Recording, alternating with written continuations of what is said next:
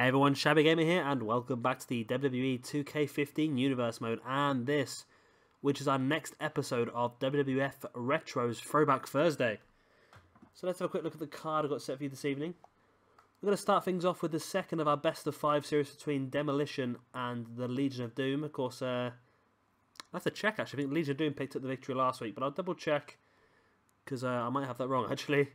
In match number 2, we're going to see the Dynamite Kid taking on Hearst Helmsley. Then we're finally going to see our feuds kick in. We're going to start off this evening with the British Bulldog taking on Owen Hart. Psycho Sid will take on Vader. And our main event will be Jake the Snake Roberts taking on Macho Man Randy Savage. So let's get straight into our first match of the evening. And as I said, our first match will be the tag match in this best of 5 #1 contenders tournament as Demolition takes on Legion of Doom. And here we go. And by the power of editing, I have just double checked, and it was actually Demolition that picked up the victory last week, so they now lead 1-0 in this best of 5 #1 contenders tournament. Of course, the winner of this best of 5 series will go on to face the Blade Runners for the tag team championships at Starrcade in 4 weeks time. Now if you watch my other videos, I have announced in the last couple of videos actually that we are going to start winding this universe mode to an end as of next month. Obviously going to start winding it all down, having a finale episode for each one, which is going to be our next pay-per-view for most of them. And then obviously we'll be ready to kick on with 2K16 as soon as it comes out. Unfortunately, the retro roster is going to be the first roster that ends, so our next pay-per-view, Starrcade, in 4 weeks time will be the last episode in this retro roster. So we are building up to that now. And as I mentioned, obviously, if you want to see any specific matches during that pay-per-view, please let me know. Of course, we have the Tag Team Championship being decided between the winners of the series and the Blade Runners. The Intercontinental Championship will be defended by Roddy Piper as he takes on Mr. Perfect, who won the King of the Ring recently. And of course, we have that fatal 4-way for the WWF Championship as Hogan defends against Bret Hart, The Undertaker, and Ric Flair. That's correct, isn't it? Yeah. But if there's anything else you guys want to see, please let me know in the comment section below. So I don't get a lot of comments, so I do reply. Well, I do read them all, and I reply to all the ones that I can. But as I've mentioned in a couple of my videos before, if you comment through Google Plus and not through YouTube, for some reason it does not let me reply. I don't know why. It's quite a common problem. I've Googled it to see if I can find out how to do it. It's quite a common problem, apparently. But that goes with all of the rosters as well. We're going to see Retro Roster and CZW end next month, and then Global Force and Ring of Honor, as well as Attitude Era, and Current Day Roster will end the month after. Of course, I say the month after, but if we're dropping an episode a week in Retro, we'll probably get the we'll probably start to do these weeks a lot quicker. I do intend to have all the finale episodes recorded and uploaded before 2K16 comes out, and that gives us 5 weeks, which I think is a realistic target. Next week's going to still be a tricky one though, because we do have a 7-day Global Force Wrestling pay-per-view, so be sure to check that one out. Of course, if you go down to the description below, you will find the link to all of the playlists in this universe mode. And yeah, as I mentioned, as of next Monday through till Sunday, we'll be uploading an episode a day of Global Force Wrestling's G1 Climax Festival. As Animal makes his way into the ring here against Axe. And Legion of Doom will really need the victory here. They don't want to get too far behind. Dropping 2 behind in this best of 5 series means they'll have to win 3 matches on the trot, which they're capable of doing, but Demolition are no pushovers, and they'll be hoping to pick up the victory here themselves. Still, in my honest opinion, I don't see either of these teams being able to defeat the Blade Runners on our last pay-per-view. It's going to be interesting to see if the Blade Runners do defend their championship successfully at Starrcade. It will mean that they have been the tag team champions for the full extent of this universe mode, which is an incredible feat. If you think about the amount of teams they've faced off against, as Animal goes for the pin, only for a 1. They've defended the championships against both these teams. The British Bulldogs, the Natural Disasters, the Triangle of Terror. They've defended the belts on multiple occasions. They've been victorious on every single one. And as I said, yeah, they could walk out of this universe mode holding the championships they were gifted on day number 1. As I mentioned before in my earlier videos as well, next year on 2K, I say next year, in a few weeks' time in 2K16, when we do our universe mode, we're not just going to hand the championships out this time. We are going to run a tournament for every single championship, just to give it a little bit of a backstory, so we can build up some feuds straight away. And we are probably going to be running more championships next year than we have on this year. I've mentioned that before, especially the likes of Attitude Era. Going to be bringing in the Cruiserweight Championship, Hardcore Championship, splitting the World Heavyweight Championship and WWF Championships up as well. And I'm going to do that in current day roster, I think, as well. Going to have a World Heavyweight Championship and a WWE Championship, just to the way it was about a year ago or so. It means we get more chance to really give more guys an opportunity at the top of the card and have them fighting for championships. It means the likes of Cesaro and Bad News Barrett and Kevin Owens and those sort of guys can fight for the championship, while the likes of Cena, Orton, and all your normal guys that are at the top of the card are still going to be there. Well, now I've smashed an Animal in the ring. Animal with that shoulder block. And on the flip side of Legion of Doom, desperately not wanting to lose this match, for Demolition, a win here would be fantastic. It almost puts them guaranteed. Only one victory away. They need to win one match in 3 if they can win this one, to face off against the Blade Runners at Starrcade. We are going to continue this best of 5 series as well, so even if Demolition win tonight and next week and they're already 3-0 up, we will do the full 5. Let them keep building momentum going into that match against the Blade Runners. Atomic drop there by Axe. Hawk drops down, holds his coconuts. And now Axe with a punches to the face to the seated Hawk. And again, I mentioned it in my Ring of Honor video yesterday. I do apologise, my commentary is a little bit raspy. I've got a bit of a cold at the moment, I'm struggling a bit, so I'm doing the best I can. I don't want these videos to go out later than what they're supposed to, so recording it nonetheless, and hopefully it doesn't affect it too much. If I disappear all of a sudden, I might be off sneezing somewhere, so don't worry too much. There's me coughing now. Don't worry, you can't catch anything through the free speakers. It's fine. Don't worry about that. You're not going to catch my lurgy through your speakers. Boot to the stomach there by Hawk.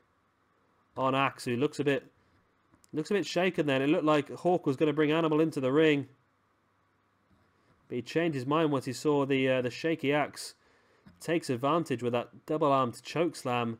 Now brings an Animal, but left it a bit too long, and Axe is across and manages to bring in his partner Smash as well. There's the atomic drop by Animal. Now Animal just mounting Smash, and there's the punches to the face.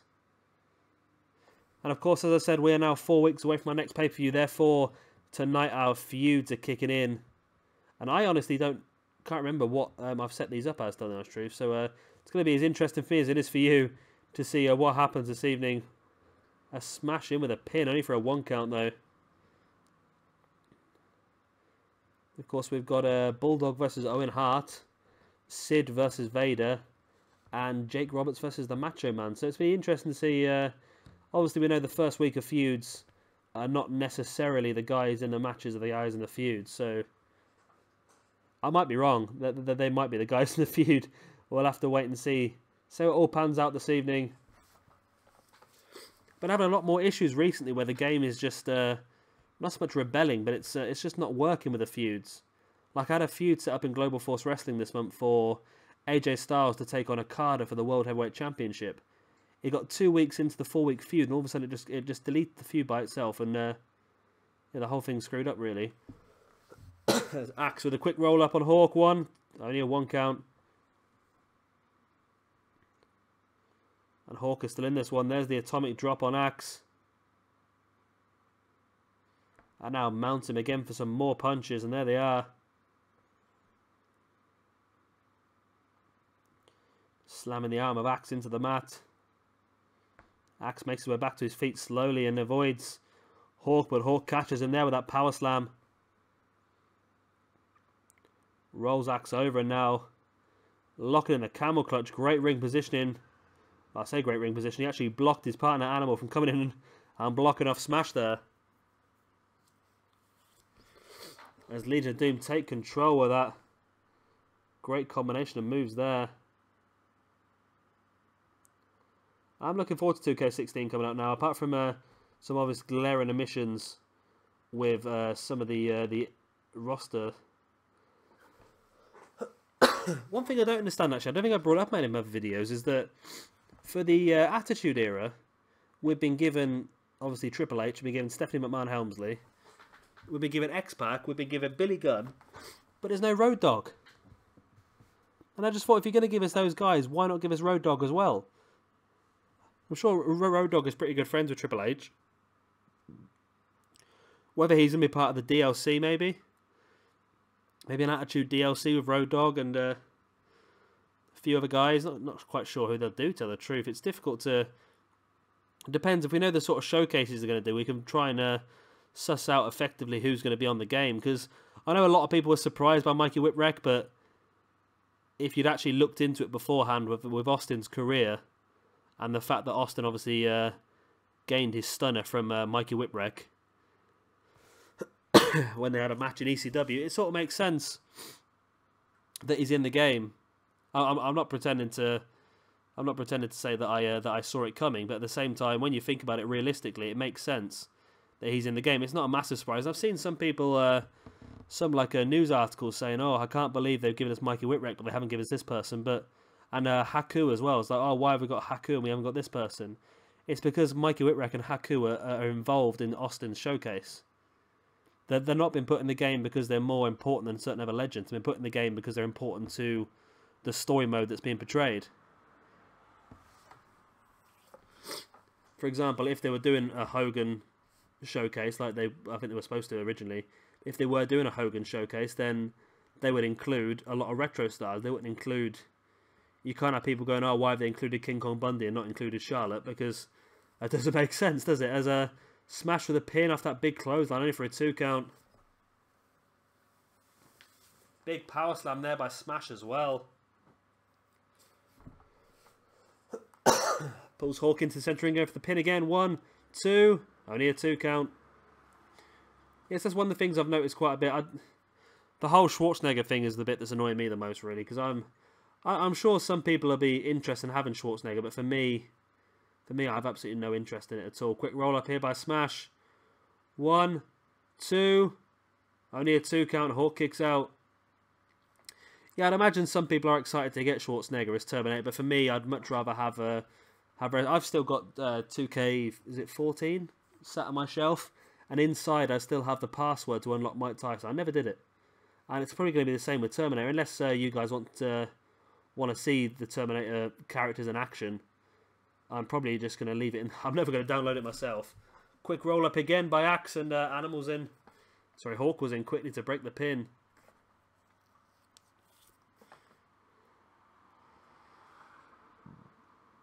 But I think obviously next year our universe mode is going to be longer. I didn't start recording this properly until about... I think I started recording these episodes in about February. And then I recorded about a month's worth and took a bit of a hiatus for about 2 months. But since I've come back, I've been recording videos every single day. With 2K16, I've got my stride now with 2K15. So with 2K16, we'll be going straight for it and we'll be going all guns blazing and trying to get a full year's worth of universe mode out of it. Of course, we will be going through WrestleMania, hopefully. And I've got lots of other extra little plans that I'm going to bring into effect as we go through. Extra special little pay-per-views, like specials like we have this weekend, where we have the Queen of the Ring in WWE. So be sure to check that one out. That'll be uploaded on Saturday, hopefully.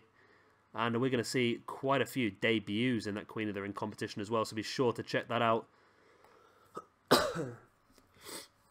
As I mentioned over on that WWE playlist as well, the Queen of the Ring is going to go on to face Paige for the Women's Championship at the Night of Champions. And that is correct. Something that Jay's mentioned as well in the comment section. I've done the same thing. It's the Women's Championship, not the Divas Championship. I can't stand the bloody Divas Championship. It's the Women's Championship. Gorilla press here by Animal. Drops Axe flat on his back. Pulls him into the middle of the ring. Going to go for a pin, and Hawk, just for some reason, just spears through Smash. 1, 2, and 3, and that's it. Legion of Doom equal the series up 1-1. Great win for them. They really desperately needed this victory. And yeah, 1-1 in this series now. There's 3 more matches left, and whoever gets the 3 first will be going on to face the Blade Runners at Starrcade in 4 weeks' time. I think next week we may even try a different gimmick in the match, just to try and give us a bit more variation. Maybe we could do a tag team Extreme Rules match or something along them lines, just to make it a bit more different. See how it all works. But a great win here for Legion of Doom off the Gorilla Press Slam. You see Hawk is very happy, as is Animal. It's been a very long match, this one, actually, between the two of them. I think there must have been an update a couple of months back, because the quality of some of these matches has got a hell of a lot better. And the AI, the teams, has got a hell of a lot better as well. I know I did have a comment a long time ago, and I can't remember who it was off the top of my head, and if you still watch my videos, then thank you. But it gave me a lot of things to change in the options to try and make the matches seem more realistic, and that seems to have had a good effect as well. I tweaked it slightly to what he said, but seems to have had a good effect on increasing the chance of a good finish in these matches. And our second match of the evening will be the Dynamite Kid taking on Hunter Hearst Helmsley.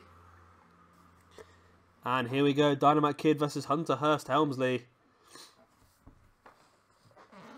So I mentioned on one of my videos, I think a couple of days ago now, is I saw very briefly a interview with one of the developers from 2K16, and he mentioned that we have 125, I think it is, unique superstars.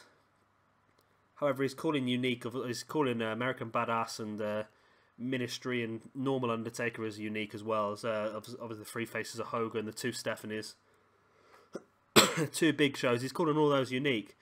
However, he also mentioned that the other people on the game, different models of certain characters that have not been announced. And I don't know if I read that correctly or not, but if I have read that correctly, does that mean that people like the Hunter Hearst Helmsley model here that we have, that was released as part of the DLC, as we get a random error message there pop up on the screen, I apologise for that. Does that mean that, yeah, guys like Hunter Hearst Helmsley, where the model's already available, are they going to be on the 2K16 game, by any chance?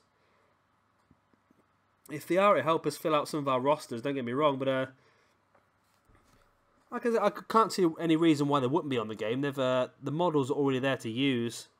Obviously, they've reused quite a lot in the shape of was it Sergeant Slaughter, Colonel Mustafa, and General Adnan. They've reused, as well as Honky Tonk Man and Andre the Giant. A lot of those guys have all been reused. So I would imagine that guys like Hunter Hearst Helmsley, there's a good possibility we could get them, but because nothing has been announced as of yet. That's just my speculation. If you know any more about that, of course, let me know in the comment section. And that's a genuine thing I would like to know. If we could end up with something like 135 guys in the game, maybe where 10 are all going to be duplicate models, like the I don't know, because they've announced all 3 different Stings, haven't they? They've announced the retro Sting, the Attitude Sting, and the current day Sting. So I don't know. It's an interesting one, that one. Whether I've just misinterpreted something as I've read it or not, it's like I said, that if they've got these models already created, I can't see any reason behind not letting us have them. Like they're giving us Macho Man and that as well, so yeah, it's going to be an interesting. I think it's going to be a case of obviously waiting to see what happens. I'm desperate to get some more details on stuff like the universe modes, just so we can start planning things out a bit more. But I don't know. I just don't think we're going to get any more details now until release day. And again, I've mentioned, I know I've had a couple of suggestions in from Jay already, but I have mentioned that obviously in that first weekend of 2K16 coming out, I'm trying to get the Friday off work as well. With that first weekend when the game comes out, we're going to be uploading as much footage as possible. We're not going to be doing any universe mode straight away, because it's going to take me a couple of weeks to get all my creator wrestlers and my arenas, my logos, all that sort of thing, get the whole thing set up. So we're not going to do any universe mode for the first couple of weeks or so. But that first weekend, we're going to upload a lot of just exhibition matches, just to see how the game plays, how the AI works in certain matches as well. Like on this year's game, the cage matches have been terrible, as the ladder matches are very, very rare to get a decent finish as well. And I've had to re-record matches on several occasions. I think I did one early on the universe mode where I had Sting versus Hogan in a cage match. And I think I recorded the match 8 times before I got a half-decent finish. And I wasn't even happy with that finish. I just got frustrated with it, so Yeah, so I'm going to be doing a lot of that in the first weekend or so, just testing out all the matches, seeing how the AI works, and then once we know that, we can start to put together some possibilities for feuds and certain matches for our universe mode. But yeah, I've just put out a request to see if you guys have any sort of matches you'd like to see run on that 2K16 game as soon as it comes out. I'm trying to remember off the top of my head now. I think Jay suggested the Battle of the Cutters, I think it was, which would have been DDP versus Randy Orton. And there was another match as well. I can't remember off the top of my head what it was now. I think it might have been Orton again, but I'll double check on that one. And also had a request from, as there's a pin there by Dynamite Kid, and picks up the victory from that diving headbutt off the top. Great victory there for Dynamite Kid. Still trying to build some great momentum. Had a shot at the Intercontinental Championship last week. Obviously wasn't successful, but picking up another great victory here against Hunter Hearst Helmsley. Yeah, the other match request I got, I think, was from Kenny. Is it Kenny DeCocker? I don't know if I'm pronouncing that correctly. But he suggested, he suggested for this universe mode doing Austin versus Hogan as a match he'd always like to see. So, going to be doing that as one of our 2K16 matches in that first weekend as well. And of course, we are going to do Hogan versus Austin for our feud in our last month here in the universe mode as well. So be sure to check that out. Of course, we've got an Attitude pay-per-view this weekend, which is Judgment Day. And then we're going to build towards our last 4 weeks of Attitude Era. And as I said, fantastic win here for Dynamite. He's in a bit of limbo now at the moment. There's going to be no Intercontinental Championship shot for him. Well, maybe if he keeps picking up victories like this, we know that Mr. Perfect Kurt Hennig earned his Intercontinental Champion shot by winning the King of the Ring a few weeks back. But should Dynamite keep winning matches like this, maybe we could have Dynamite versus Kurt Hennig.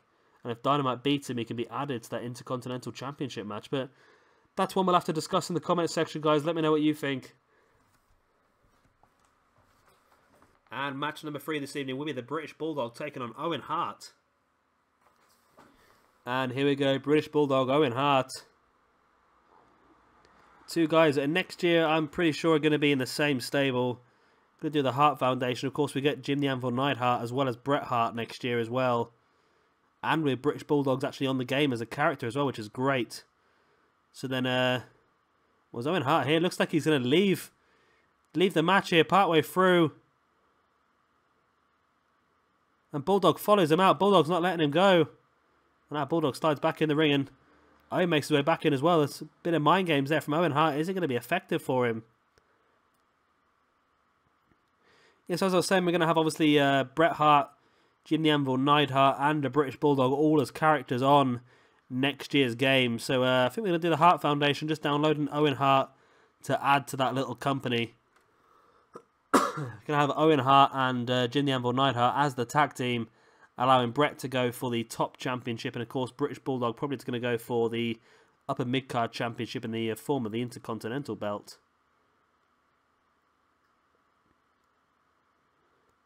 Great snapmare there by Bulldog, and Owen makes his way back to his feet. And maybe, like I say, I weren't sure what feuds I set up, and I had a feeling this wasn't going to be the feud between these two. I thought it was going to be a bit of interference or something after the match, but I may be wrong. It looks like this could be the feud.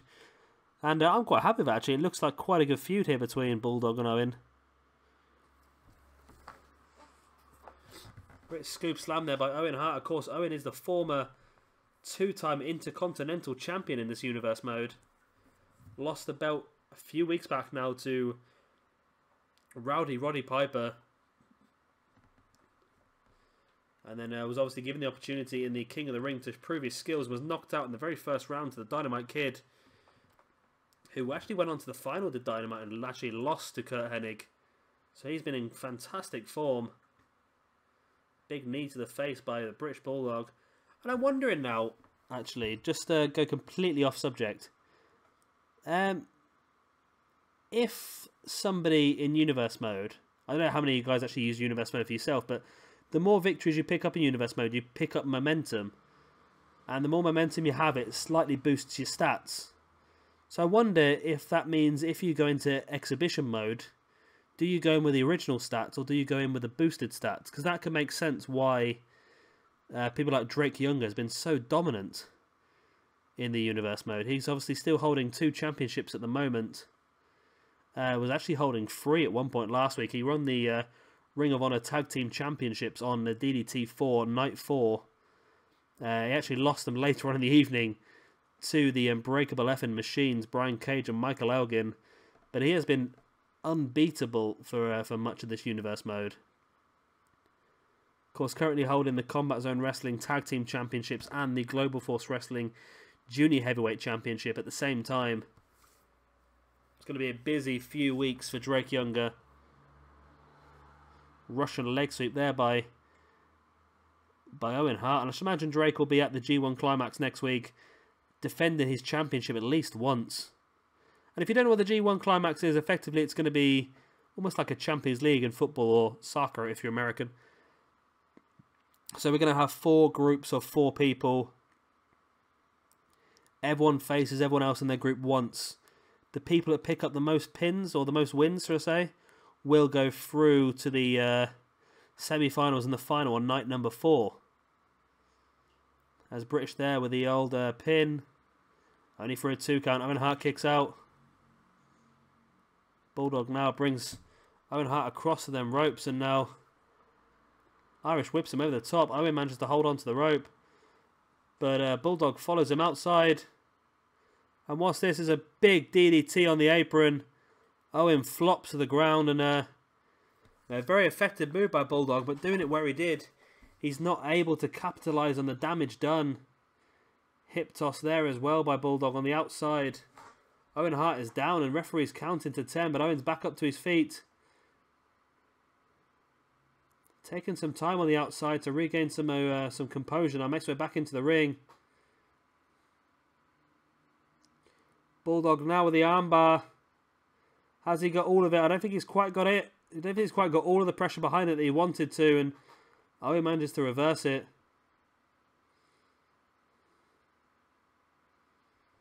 Bulldog now whipping Owen into that corner with such force that Owen comes bouncing straight back out, and now Bulldog with a big stamp on the back of the arm of Owen Hart. Pulls him into the middle of the ring. Going in for the pin. 1, 2. Again, only a 2 count. And Bulldog's doing fantastically well here. Didn't expect him to dominate this match against the 2-time Intercontinental Champion as much as he actually has. And Bulldog follows Owen outside there. Just a quick boot to the back of the kneecap. And then slides back into the ring. Now 2 guys locking up again. Bulldog has Owen up high in the Gorilla Press. Drops him down hard. And we saw that pick up a victory in our first match of the evening as Legion Doom won over Demolition. Is it going to be an effective move a second time here this evening? No. Owen Hart kicks out, and it was just that few extra seconds. Bringing him into the centre of the ring. There's the big running power slam by Bulldog. And now surely this is going to be all. Pulls Owen into the centre of the ring. Going to go for the pin. 1, 2, and 3. British Bulldog victorious here over the former 2-time Intercontinental Champion, Owen Hart. Some good in-ring chemistry between these two. It really flowed well, this match. Had the strength and power of British Bulldog against the high-flying ability of Owen Hart. There was the pin from the Gorilla Press. And then picking him straight back up into the running power slam. And there it is. Into the middle of the ring, into the pin, and there's the 2 and the 3 count. So Bulldog wins the first battle in this war against Owen Hart. Like I said, this is going to be one now that we're going to take all the way through to our final pay-per-view in this Universe Mode Starcade, which will take place in 4 weeks' time, in theory, maybe quicker, depending on how quickly I can get these episodes recorded. I probably should have finished it a bit earlier than, or started to finish it a bit earlier than this. Like I say, I've got 2 months worth of, I've got 2.5 months worth of pay-per-views to do, so that's about 10 weeks worth of pay-per-views. But I'm sure we can whiz through quickly. And match number 4 this evening will be Psycho Sid taking on Big Van Vader. And here we go. These 2 guys have been doing fantastically well over the last few months. I'm going to freeze there for some reason. Yeah, they're both kicked into. I think they both debuted actually at the same roughly time. Roughly the same time. And we put them together in a couple of matches, and it seems to work together really, really well. It definitely does. It's they have very sort of similar styles, and they complement each other quite well. And of course, we have Vader on 2K16 as an actual character, I believe. My memory's eluding me now, but I'm sure we have. I mean, we're getting the same cutscene as in the last match as Vader decides to walk out on Psycho Sid. And the same thing now, Sid follows Vader out and slides back in the ring, and then Vader gets reset and comes back into the ring himself, does he? Or no? Vader takes a wander up the ramp. Playing mind games here, and I wish this cutscene would work properly, and this guy would just actually disappear up the actual tunnel. Because the referee will get to about a 7 or 8 count, and then Vader will run back to the ring. There he goes. Makes a run back to the ring. Now, is he going to make it in time? Played his mind games and back in the ring now with Psycho Sid. As I was saying, yeah, Vader is on 2K16, I believe. Psycho Sid is not. And Psycho Sid, I believe, I've not really checked, tell the truth, but I'm pretty sure Psycho Sid was involved in 2K15 as a manager. I may be wrong. He's down as a non-playable character, but he's down as a manager. As I think it's part of the Hogan's showcase. But yeah, I really like these two guys. We had a few matches in the last few months between these two guys, and they've been some really incredible matches, actually. We've seen a lot of Vader bombs, a lot of choke slams, a lot of jackknives. And this is one of the feuds that we are going to take all the way up to Starrcade now.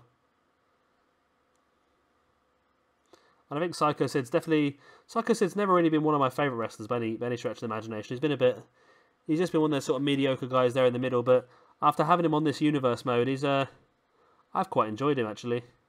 He's quite a good core. He looks like he should do, and he's got a great moveset, and it does complement Vader quite well. The only problem is how well it works with other people on the retro roster we're going to have for next year. I think definitely people like Undertaker and people like Bret Hart work very well. I think Shawn Michaels, we may get Shawn Michaels to work the retro roster and Attitude Era at the same time, maybe. Let me know what you think about that in the comment section below. That's one of the new features they have in 2K16 is that now guys can work for different rosters in the universe mode. So it's going to work perfectly for things such as NXT and WWE. If you want to run the two rosters alongside each other, you can have someone like Kevin Owens working NXT and WWE at the same time. However, it is also going to work, I suppose, for spanning the time spans as we're going to do on our universe modes. We have Attitude Era and Retro. Having someone like Shawn Michaels working both, I think, could work. I've got a plan for someone like Brian Kendrick and Paul London. I'm thinking of using them two because they're very interchangeable. We can use them in Ring of Honor. We can use them in Global Force. We can use them in NXT. And we can use them in the Attitude Era at the same time. So having them two guys opens up 4 different possibilities on the roster. So that's definitely something we're going to have just to bolster all of the rosters out by an extra tag team. They're not going to be very well rated, don't get me wrong. They're going to be there to put the NXT guys over. And they're also going to boost our Cruiserweight division up as well in Attitude Era. Big splash there by Vader. Now rolling Sid over. Sid back up to his feet. The big right hand. It's actually a left hand, wasn't it?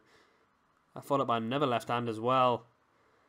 And I will apologise again. I've got a bit of a cold going on at the moment. I'm struggling to keep up the action. But I want to make sure this video is uploaded in time for you guys to watch. I know I don't get a huge amount of views, but I'm hoping when 2K16 comes out, that's going to ramp up quite a bit and we can get some more exposure and try and get some better quality videos out. As it looks like Sid has Vader up and looked like he was going to go for the jackknife there, but Vader manages to break free with that sort of X Factor, and now Vader gets Sid up in the powerbomb. And there's the Vader bomb. Is that going to be enough to finish Sid off here? Drags him into the centre of the ring and go for the pin. 1. Only a 1 count, really? Really, this game just has the most miraculous recoveries ever. I hope that's one thing on 2K16 they do fix, is just making recoveries a bit less likely. Like, one of the main things that get to me is when you put somebody through the announce table. I've seen the computer do it on several occasions now. They put someone through the announce table, and in my eyes, I think putting someone through the announce table should be an OMG moment, and it should have a 90% chance of finishing the match by count out. I think there should be a 10% chance of your opponent crawling back and getting into the ring dead on the 10 count. I think that'd be a good way of doing it. But on this game, for some reason, you can put someone through the announce table, and within 2 seconds of being powerbombed through the announce table, you're back up sprinting back to the ring like nothing's happened. Vader has Sid by the neck. He's been caught with a Vader bomb. Now there's the chokeslam. Is this going to be all now? 1, 2. No, Sid kicks out the chokeslam now as well. Sid kicks out of a chokeslam and a Vader bomb. And what's it going to take for Vader to keep Sid down here?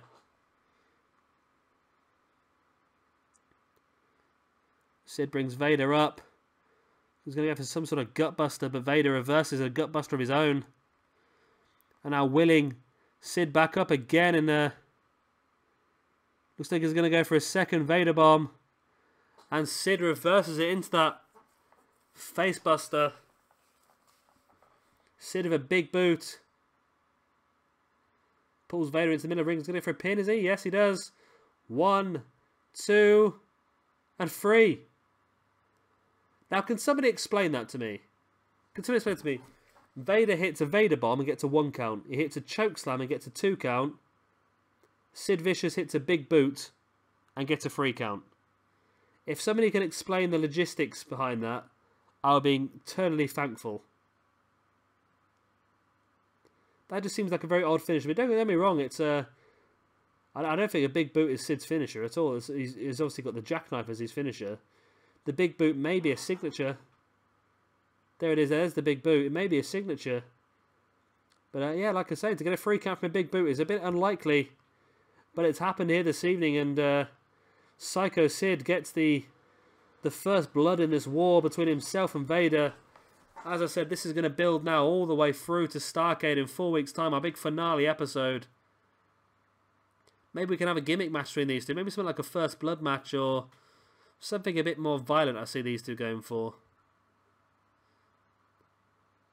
I'd love to see a table match. If they would do a table match where they would stop trying to jump off the top. If they did a table match where Sid would set the table up, then go for a powerbomb right in front of it, using a bit more AI, that'd be fantastic. But I like the idea of first blood actually between these two. Let me know what you think again in the comment section below. We've got 4 weeks of that big finale episode. And our next match here this evening is Jake the Snake Roberts taking on Macho Man Randy Savage. And here we go with this evening's main event. Jake the Snake Roberts taking on the Macho Man Randy Savage. Jawbreaker there early on by Jake Roberts. This is another one of the feuds we're going to take all the way forward now until Starrcade. So it's quite a nice little feud, this one actually. Good mid-card feud. Or upper mid-card feud. And I think this one's going to give us a lot of entertainment for the next few weeks. Of course, Jake Roberts has actually been included in next year's game as an actual character, so we won't have to download him next year. Randy Savage is in the game as well, so that's even better. And of course, Ricky the Dragon Steamboat is in the game as well. So we're going to have a much more in-depth retro roster next year, I think. Looking to try and get about 35, 40 guys in the retro roster. I think my list at the moment, I've got about 60 guys in current day, 60 guys in Attitude. And I've got 35 in Retro and NXT, then 40. I have a 40 or 45 in Ring of Honor and Global Force as well. So we're going to have a much bigger and in-depth rosters next year, which is great.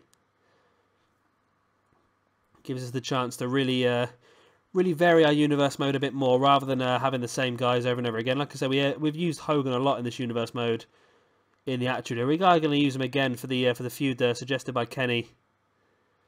Obviously, Hogan versus Austin. But I think we've used him every single month apart from one in a few. I think we've had him against we've had him against Sting, we've had him against The Rock, we've had him against Ultimate Warrior. Then we had 1 month off, and now we're having him against Austin next month as well. So Hogan's been a valuable part of our Attitude Era roster. Of course, Hogan's somebody who's not going to be on the game next year. We will be downloading him though. I've always been of the opinion of I'm not really. It's not that I'm not bothered, but for this sort of thing, what somebody's done outside the ring, I want to judge them by what they've done in the ring. What they've done outside the ring is their business. Hogan said some things that obviously nobody agrees with, or nobody wants to agree with. But in my opinion, I'm still going to use him in the universe mode. What he's done in the ring is what I'm going to base him on. Be the same as guys. Trying to think of other guys now that I'm going to use that are the same ilk, shall we say? I'm sure there were others I was going to use. One that's probably a bit more risque is the whole Chris Benoit situation. I'm a big fan of Chris Benoit in ring. Of course, in ring he's an absolute fantastic wrestler. Probably one of the best in-ring wrestlers of the last sort of 20, 30 years. And there's the 2 count there by Jake Roberts. Obviously, what Benoit did outside the ring is inexcusable. But as an in-ring competitor, he was absolutely fantastic. And I would be tempted to download him and use him as part of our Attitude Era. I don't know what you guys would think of that. Whether that would be too much is completely up to you guys. Like I say, I'm happy to use him. As I've said, I like to use these guys based on what they've done in the ring. Obviously, Benoit is a fantastic competitor, and Jake Roberts there with a knockout punch combination. Could this be all? This could be a very quick main event here. Rolls Macho Man over for the pin. 1, 2... No, only 1 count. But yeah, let me know what you think on that as well.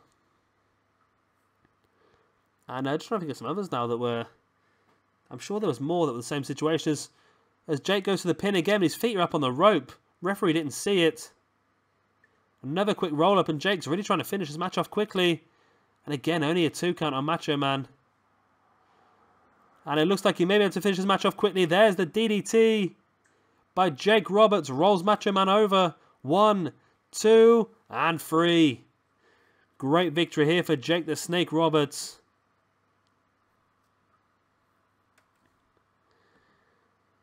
Macho Man took an early advantage, as you see there. But Jake was really looking to finish his match as quick as possible. There's just one of the many quick roll-ups that he pulled off. This is the big punching combination ending in that big sort of knockout blow. I thought that could have been all there. Quick roll-up again by Jake, only for a 2 count.